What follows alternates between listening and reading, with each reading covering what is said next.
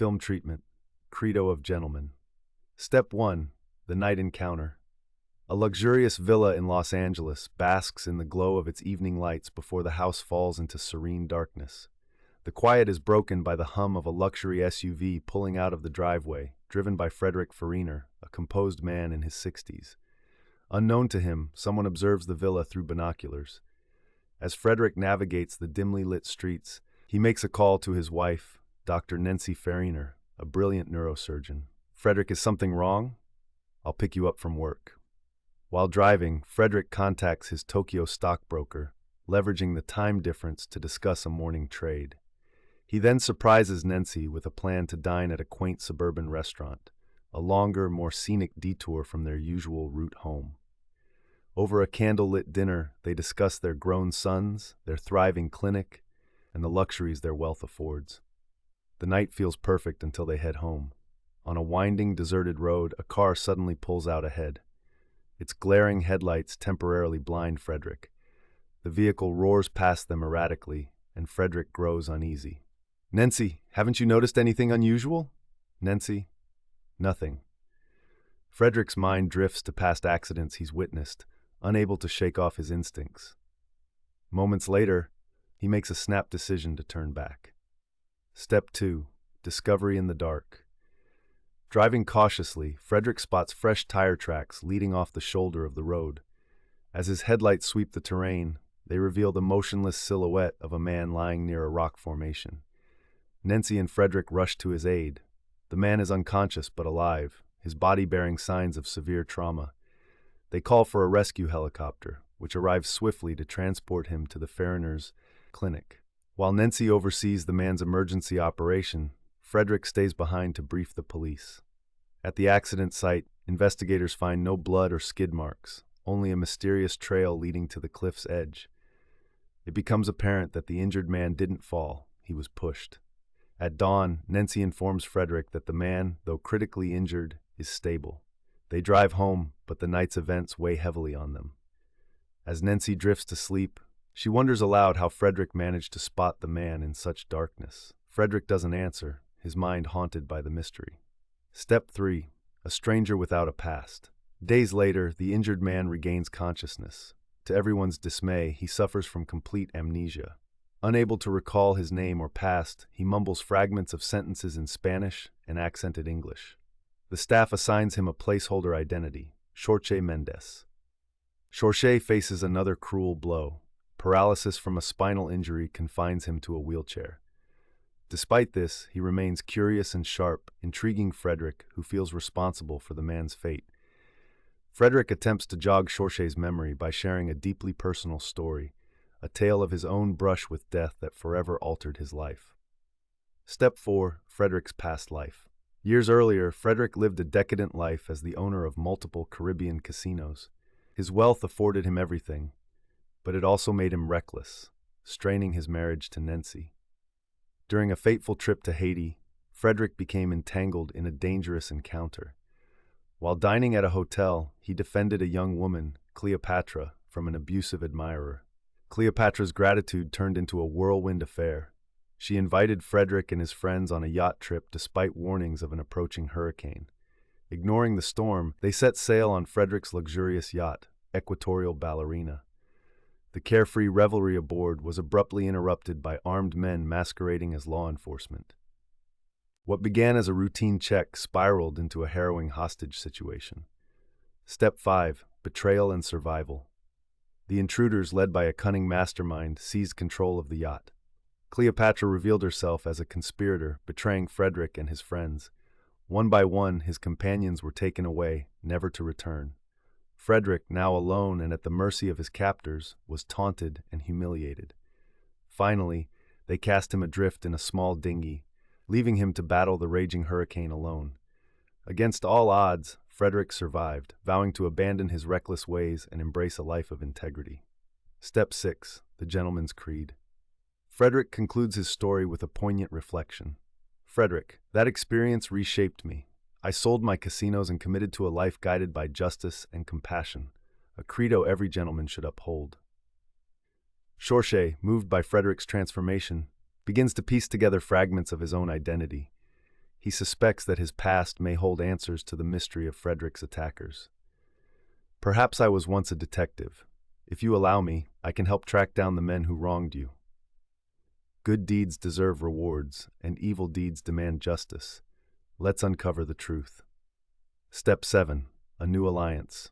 Frederick equips Shorche with a state-of-the-art investigation lab at his retirement home. With the help of 2 trusted criminologists familiar with the Caribbean, Shorche embarks on a meticulous search for the gang that attacked the yacht. As the investigation unfolds, Shorche uncovers shocking connections between the criminals and a larger network of corruption. Frederick, once again drawn into the dangerous underworld he left behind, must confront his past to secure justice. Step 8.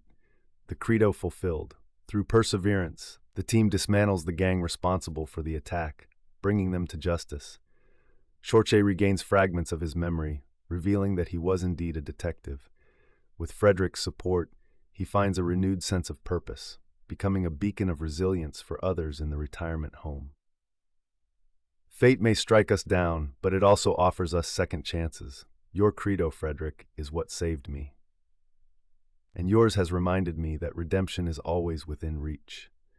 Together, they embody the credo of a gentleman, a commitment to integrity, courage, and compassion in the face of adversity. Frederick pushes Shorche Mendez in a wheelchair. There's been a revolution in my consciousness. I've started to see life with different eyes. I sold my casino business and moved with my family to California. A man who suffers the blows of fate sometimes changes beyond recognition. Shorche, what if your memory came back? Who knows what blows of fate you've suffered? The time comes for Shorche Mendez to leave the clinic, but his legs remain paralyzed, and he continues to suffer from severe headaches. Frederick finds him a quality retirement home for the disabled near Los Angeles. Despite this, Shorche feels indebted to Frederick for saving his life and funding his treatment. Mr. Frederick, has the amnesia made me a minor? It's hard to believe, but it's the other way around. I'm amazed by your sober thinking. Shorche reveals he has a serious proposal related to Frederick's story. I believe I can track down and eliminate, or, if you prefer, turn over to law enforcement, the gang that attacked your yacht. Perhaps I was a detective before? My credo is that good deeds must be rewarded, and bad deeds must be compensated in full. Probably a credit to a gentleman's credo. Frederick decides to let Shorche attempt the investigation. A workspace is set up at the retirement home, equipped with computers and modern communication tools. Shorche enlists the help of 2 of Frederick's trusted confidants, former criminologists with extensive knowledge of the Caribbean. Step 10. Shorche Mendez begins his investigation by studying pirate attacks in the Caribbean over recent years. Suspicion falls on a commercial structure with branches in Costa Rica and the Dominican Republic, known for its stringent operations and exclusive dealings with vetted clients. Frederick's confidant Elas infiltrates the Costa Rican operation and is shown yachts scattered across various marinas. However, none compare to the E-Ballerina. Another agent, Dicas, focuses on Dominican traders. After building trust, the merchants eventually show him a catalog of their offerings. Though the E-Ballerina is absent, Dicas, posing as a wealthy buyer, convinces them to show him their most exclusive stock. Blindfolded, he is flown by helicopter to a secret dock. Pretending disappointment with one of the yachts, Dicas pressures the dealers further. Finally, they reveal Frederick's yacht, repainted, modified, and renamed Caribbean Nostalgia. When the $5 million price tag is mentioned, Dicas claims it's too expensive. The dealers lower it to $4 million. Dicas suggests introducing a snout, a potential buyer, and negotiates a $200,000 commission for brokering the deal. Step 11. Shorche devises a plan to confront the pirates. Frederick, disguised and using an alias, rents an old yacht with Elas as his assistant. They meet Dicas, who plays the role of a broker with the merchants. Dicas brings a suitcase with $250,000 as earnest money for the deal. Out at sea, Frederick begins attracting sharks by throwing fresh carcasses overboard. When the larger white sharks appear, he positions the yacht nearby. As the dealer's boat approaches, Frederick stays hidden while Dicas and Elas initiate negotiations. "Where's your rich man?" Why doesn't he meet me? Hey, where's Tom? Uncle Tom likes to stay out of sight. Healthy living, you know. The dealer and Deacus board the yacht where Frederick waits.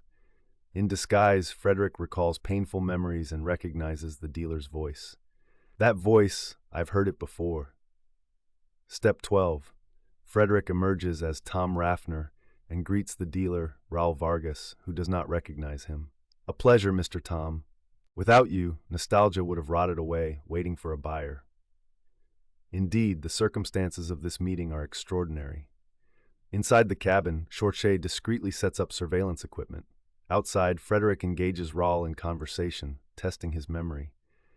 We may have met before. Jamaica, perhaps? Kingston Casino? Oh yes, with Gabriella. What a time that was. We hit it big there and bailed before anyone could take it back. Frederick, seizing the moment, suggests playing a childhood game. Raul loses repeatedly, and Frederick declares it's time for his penalty. All right, I've lost. What's my punishment? Frederick steps into the cabin and signals Chorche. The suitcase Raul brought contains an explosive device. Chorche triggers the explosion, obliterating the pirate's boat. Raul, in shock, watches his comrade's fate. Step 13, Frederick removes his disguise. It's you, Ferner!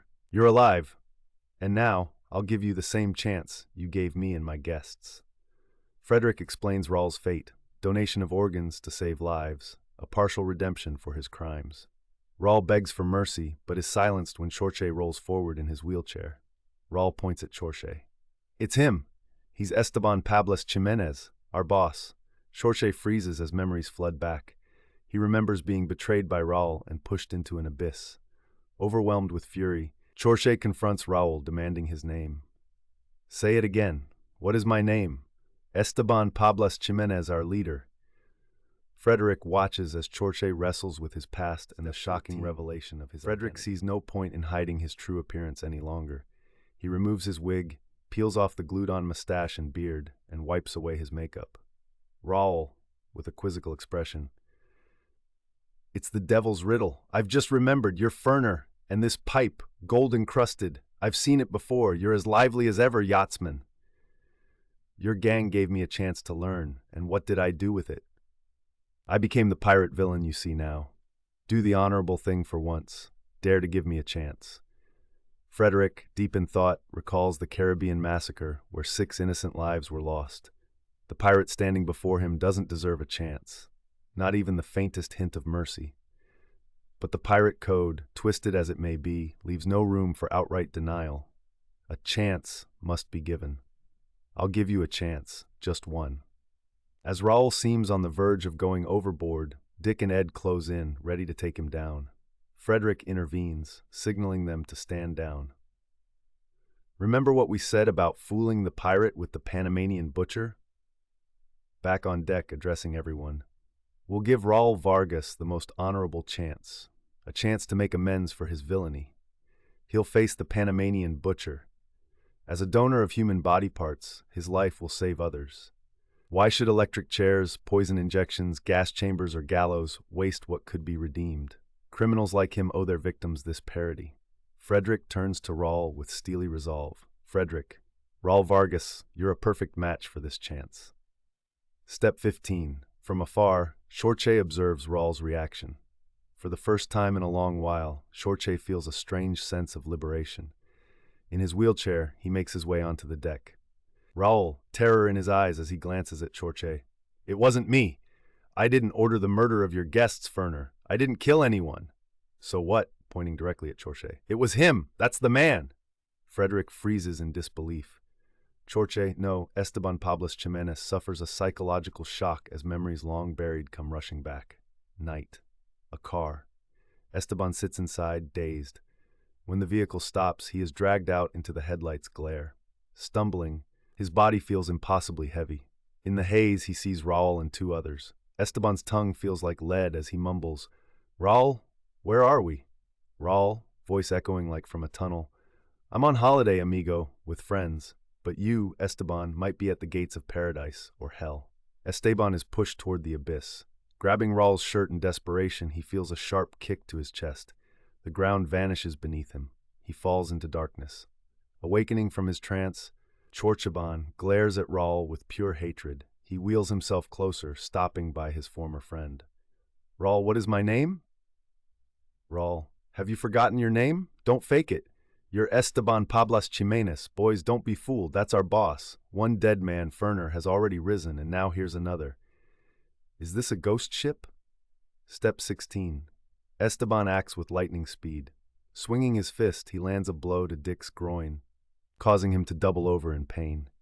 Snatching the pistol from Dick's hand, Esteban fires a shot into Raul's femur before pointing the gun at Frederick. Handcuff them, both of them.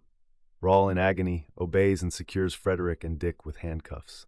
Esteban maneuvers his wheelchair to the yacht's controls, starting the engine and setting a course. He tosses a first aid kit to Raul. Patch yourself up. Where are we going, Chorche? To the port of happiness.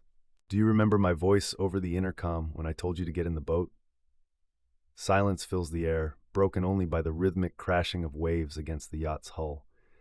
Esteban rolls closer to Raul, his expression hardening. Where's Gabriela?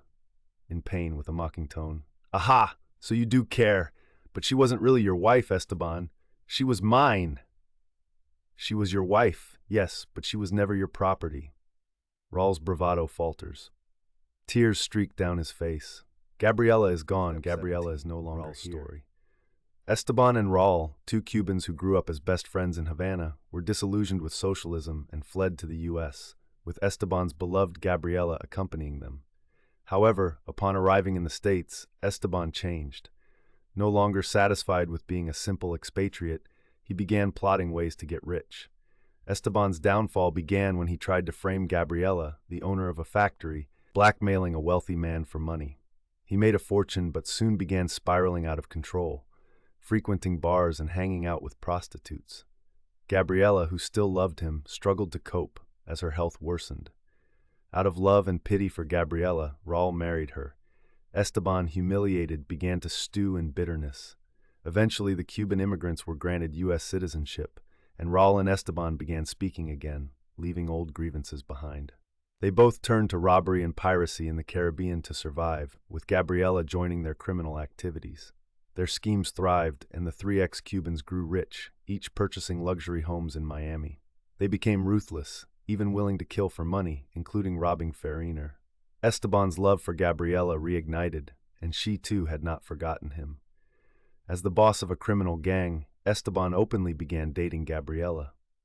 One day, while Raul was away on business in the Dominican Republic, Esteban and Gabriela flew to L.A. However, a stalker hired by Raul followed them and stayed at the same hotel, carefully observing their movements. When Raul discovered this, he became certain of his betrayal and sought revenge. The opportunity soon arose.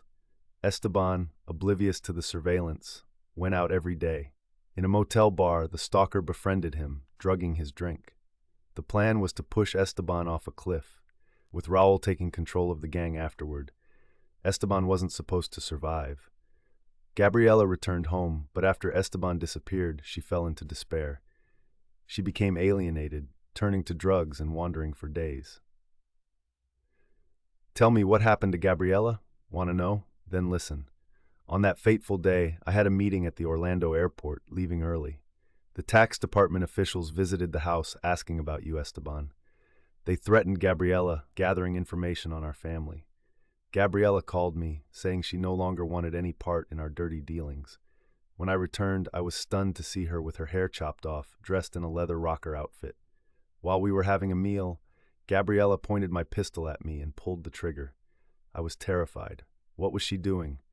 Gabriela yelled, "I know! You killed Esteban! You took the life of your best friend! Raul, get over yourself! It's your turn to die now!" I admitted I killed you because I couldn't share my wife. Gabriela screamed, "Both you and this house are strangers to me. I'm carrying Esteban's child. It's over, Raul. You must die. This is what Esteban wants, what his unborn child wants. Kneel, Raul." She screamed hysterically, and I froze, realizing that I had lost everything. Gabriela fired at our wedding photo on the wall, not at me. Then she left, saying, "I'm leaving. Don't come looking for me." She didn't return until midnight. I was willing to forgive her if she'd forgive me. I thought she might be at your house, since she had the keys. When your phone rang, she answered.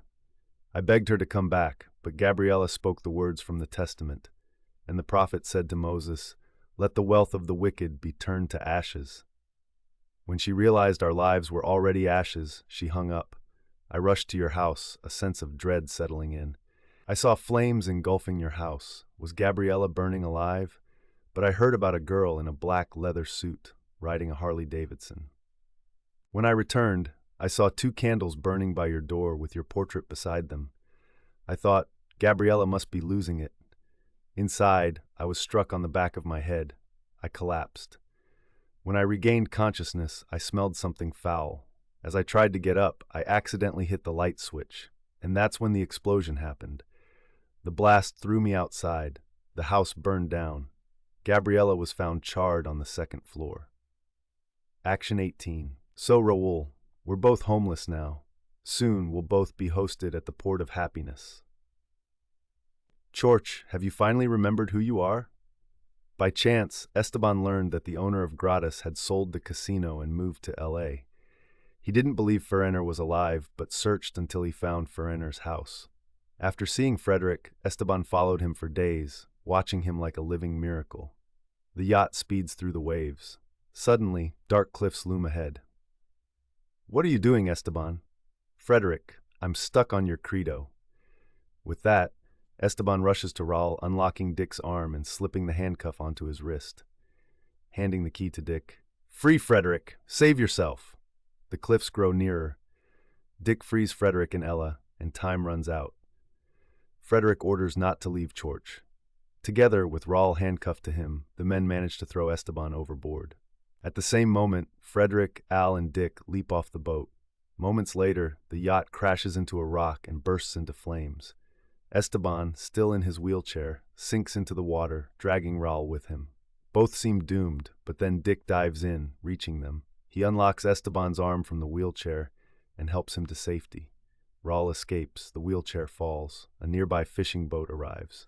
Action 19. At Miami International Airport, Frederick pushes Esteban in his wheelchair. A taxi driver approaches, informing them that their special taxi has arrived. Meanwhile, 2 policemen escort Raul Vargas, handcuffed. Esteban waves at Raul as the flight to L.A. is announced. Esteban confirms to Frederick that he's staying in Miami. Handing Esteban an envelope. Here's your American Express card. Grateful. I'm still in your debt, Frederick. As Jorge Mendez, you owe me nothing. We've repaid each other, and I've forgotten about Esteban Pablo Jimenez. The 2 men part ways. Esteban reaches the taxi in his wheelchair. Where to, sir? To the city, downtown Miami. What did they arrest that guy for? For robberies and murders. Tomorrow's headlines will be full of it. And you're a witness? No. So what? I'm involved. Connected? I'm his boss. So you're an even bigger criminal? What a comedian. Estebanus, shoving his hand into his vest pocket. Comedian? No, I don't like jokes. The taxi driver's smile vanishes instantly. To teach him a lesson, Esteban jabs his finger like a gun barrel into the man's back. Get angry. The driver panics, momentarily letting go of the wheel. The taxi swerves into the oncoming lane, colliding with one car, then another. A chaotic chain of crashes ensues. The taxi skids across the pavement and a bus crashes into it. Esteban is thrown out, his head slamming into the pavement. The taxi bursts into flames. As Esteban regains consciousness, he sees flames engulfing the taxi and hears the driver screaming for help. Suddenly, Esteban's legs move. He miraculously rises from his wheelchair, hurrying toward the minivan. He pulls the driver out of the burning wreckage. The taxi and bus are both on fire, and sirens wail in the background. A crowd of onlookers gathers. Esteban sits on the pavement, taxi joking after recovering. If it wasn't for you, I'd be toast. I don't eat human flesh, thank you. Lucky for me. They both laugh. Sometimes I don't get the humor, but now I see it could have cooked me. The laughter continues. I wasn't joking. I'm really the boss of murderers. The laughter continues as the crowd watches in confusion. You're a real pro. The wheelchair trick was genius to fool the cops. Step 20. And the laughter. A few months later, a jury trial is held in the state of Florida. Raul Vargas sits in the dock. The courtroom is packed. Frederick and Nancy Fariner are seated at the front. Frederick is called as a witness and as a victim. He answers questions from Raul's lawyer. You, Mr. Farineri, have still not named to the police the main organizer of all the crimes. Do you take responsibility for releasing a suspected criminal? After all, you will not deny that it is he who should be sentenced first. If the mastermind of the crimes is not guilty of a crime against the law, then there will not be enough evidence for the court to find him guilty. I repeat, since the main organizer of the crimes is not present in this courtroom, there is insufficient evidence. I am the organizer, and I want to stand trial immediately. The hall stirs, then suddenly rustles with footsteps. Frederick turns around and doesn't believe his eyes. It's him, Jorge Mendez. Not an invalid, but a man who walks firmly on his own 2 feet. Introducing himself to the court. I am Esteban Pablo Jimenez. The judge is confused. Esteban tries to sit in the dock. Estebanus says to Raul, "Move over. There's enough room for both of us." The judge announces that the hearing is adjourned. Esteban is led out and stops in front of Frederick. He does not take his eyes off Esteban's feet. A miracle, right? You're the one who made me believe that miracles do happen. Frederick is silent, unable to breathe. He looks at Esteban's handcuffed hands. This is my decision. Your gentleman's credo is deeply ingrained in me. Good deeds should be rewarded with due credit, and bad deeds should be rewarded equally. The first part of this principle seems to have been implemented by Jorge Mendez, and I think the second part of the gentleman's credo will have to be implemented by Esteban Pablo Jimenez. Frederick claps Esteban on the shoulder. Both detainees are led away. The end. Copyright C. 2024 by Arnoldas Rosma, all rights reserved. No part of this publication may be reproduced, distributed, or transmitted in any form or by any means, including photocopying, recording, or other electronic or mechanical methods, without the prior written permission of the publisher, except in the case of brief quotations embodied in critical reviews and certain other non-commercial uses permitted by copyright law.